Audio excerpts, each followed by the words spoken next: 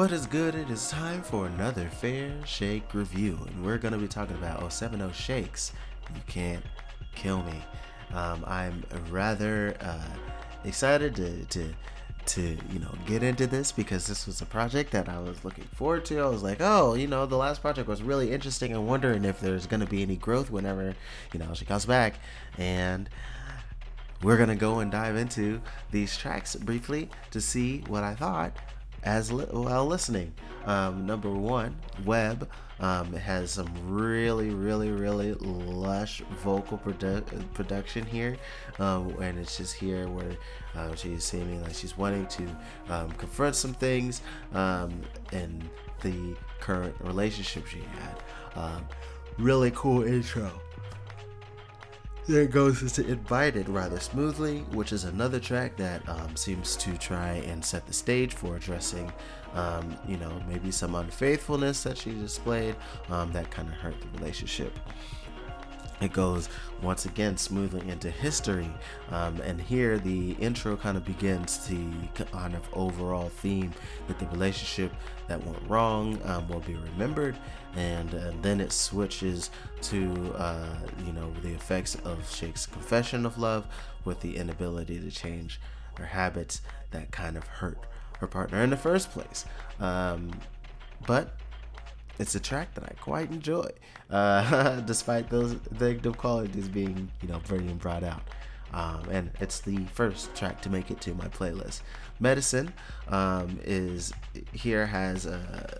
Shake seeming to try and give herself some value as medicine, to try and get the one that she hurt to stay, saying, I've been there for you, I've helped you. I'm like medicine. I helped you, get better and past these things. So, why try and leave? I'm important to your life. Then it goes smoothly into Skin and Bones, where she's kind of reminiscing on the relationship, since it seems that she notices that she was appreciated and valued back then, there's more than just Skin and Bones. Enjoyed that track.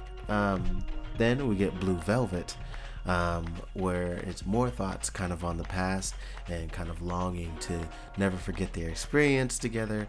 And I really, really loved the hand percussion in this track. Then we get into Cocoon, where it's a kind of a song signaling a change in Shake's demeanor, and I love how out of nowhere the drums kind of pop into the chorus. I thought that was really neat.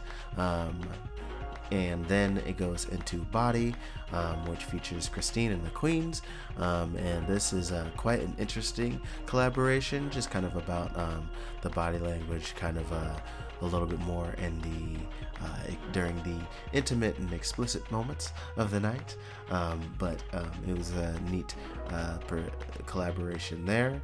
We get to Wine and Spirits then, that has even more longing and kind of wanting to be together, kind of stating the case that you have to take the good with the bad, in a person. Then Come Back Home seems to be quite an evolving song. It's just kind of outlining the scenario of cheating, and the production on this one, just like much of the album, is really, really neat. How it continues to change throughout, and dig that. Then we get to Vibrations, where it's a really, really ominous and creepy intro, but it leads into a more bop-like track, where she's just talking about wanting to get into the vibe. Not really much of a substantive track though. Then we get to Purple Walls, where she's kind of thinking of the good times once again, their being in the bedroom that has purple walls, and remembering all the things that were surrounding them during those times of making love, and during that relationship.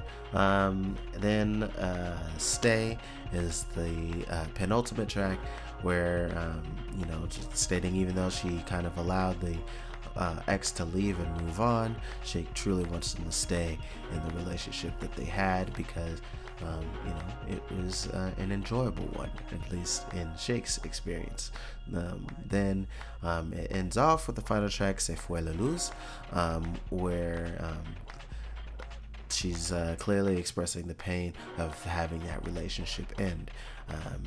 But yeah, this album overall is heavily covered with the feelings of the end of a relationship where Shake was the one in the wrong, and it's really filled with a lot of synth heavy production, just kind of like the previous album was, but there was definitely some cool string elements that were added from time to time.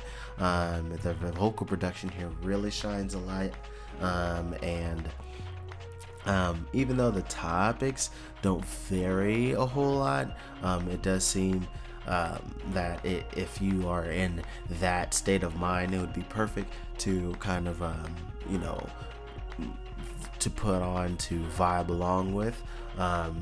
But for me as a listener, this is one of the times where it did seem to kind of meander a bit, and just kind of wallow in the same themes a little bit too long. So overall, I did end up pulling with just a few tracks that I actually ended up pulling from it to actually listen to repeatedly, and that would be 3 of them out of the 14. But overall, it's still really, really cool and very well produced music. It's just, I wish there was a bit more variety topic wise, or delivered, or these topics handled in different, even more different ways, because I do feel like some of the same points were brought out repeatedly in not very different ways, not very many different angles. So I wish that was a little bit more present. But that's just my thoughts. What do you think? I'm very, very curious what you think of the project. If you have listened to it, please leave your thoughts down below. And also, if you enjoyed listening to my thoughts, you can hit the like button. You can subscribe for more reactions and reviews that I do here on the channel. I also have the Patreon link in the description box. So if you go to patreon.com/bulletmaster5, I'd greatly appreciate it, especially if you're watching on the blog. That's what you need to type into your, the URL. And if you'd like to support the Muddy Cult Madhouse leader, don't forget to check out Muddy Cult Miko on Patreon. That's how you'll be able to find her. And that is going to be it for today. And until next time, much love, peace.